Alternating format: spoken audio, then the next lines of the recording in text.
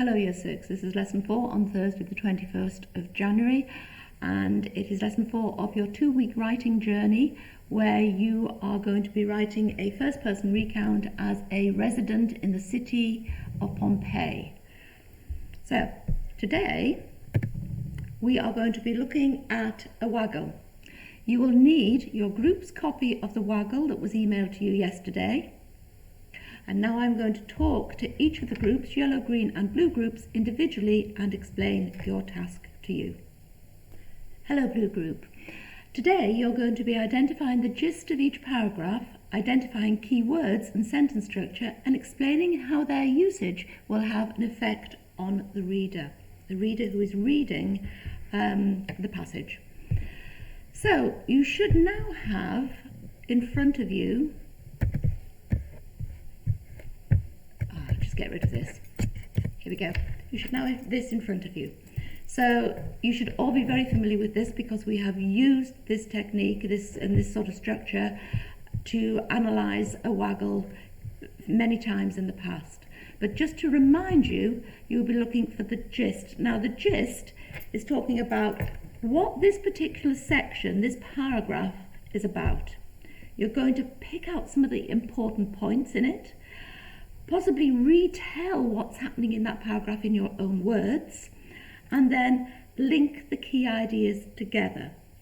So for example, this one here is, well, let's read it first, shall we? The day started like every other day. Sitting quietly in the garden, I noticed there wasn't a cloud in the sky. In the distance, you could hear the occasional lazy roar from the gladiatorial lions who were basking in the early morning sunshine. It promised to be a great day. Rushing to get ready, I was due to meet my friends in the forum for lunch. I felt the ground beneath my feet shudder and shake. I stumbled and almost fell. It only lasted for a minute or so, but it was long enough to make me confused and somewhat concerned. Then I remembered that this had happened before, and yet everything was still now okay.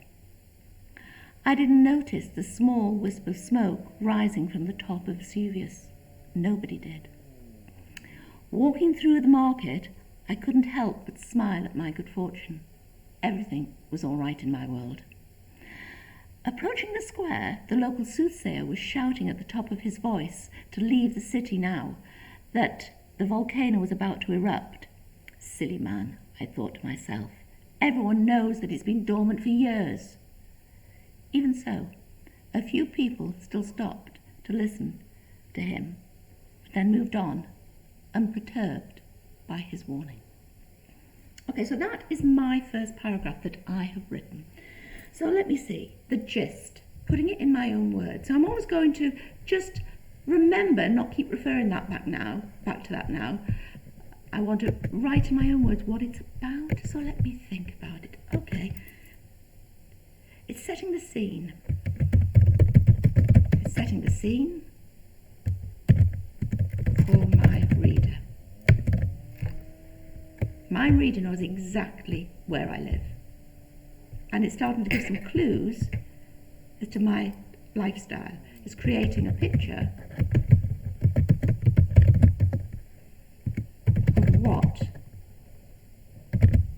of what life is like, oh dear, for this person.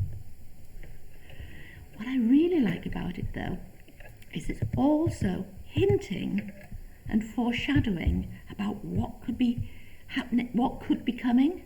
So it's hinting, I'm going to put in brackets, foreshadowing, oh dear me, put this down here, foreshadowing, what could be happening next.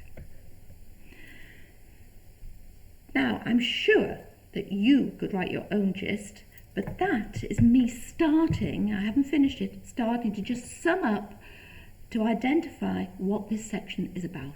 And that's what you're going to do on this side. And then on this side, you may need to reread and the Waggle again this time and really analyse it to look at what vocabulary has been used and what sentence structure has been used. Now, I know just by looking at it that there's a lot of description in there. And you know that to use description you need complex sentences to do it effectively. So I'm going to put here that there's complex sentences giving description. Remember I said in previous lessons that description in this particular piece of writing is going to be really important for you to use it, because you want the reader needs to visualize, see in his head or her head what's going on, needs to visualize what's happening. Then I might get a highlighter, and I'm sure year 6 that you can all lay your hands on a highlighter, because I know in Shackleton class they love a highlighter.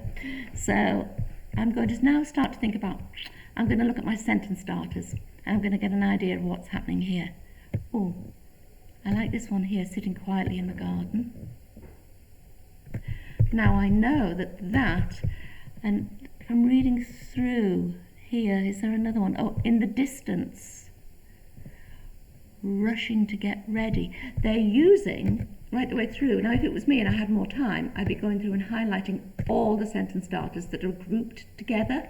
Now I know that these sentence starters are adverbials of time, manner, place and reason, tramp. So there's lots of adverbials of, I'm just going to put of time, manner, place and, I'm not typing very well today, am I, year 6? Adverbials of time, manner, place and reason. And that I'm going to have to comment. I want you to comment on why that's being used. So that aids cohesion.